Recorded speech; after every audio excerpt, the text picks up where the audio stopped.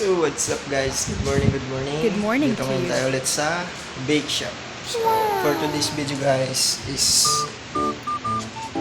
magluluto tayo ng pandesal. So,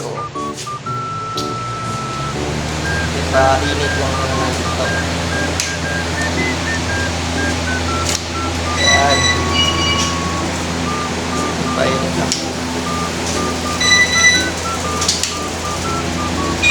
So, kailangan umabot sa ng 150 bago natin salangan ng ito, guys.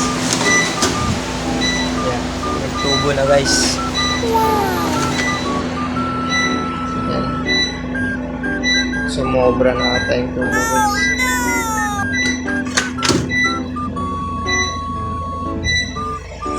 So, yan lahat ng lulutuin natin guys. Nice! Okay, so andito tayo sa kabila. Sensya na kayo, medyo madilim.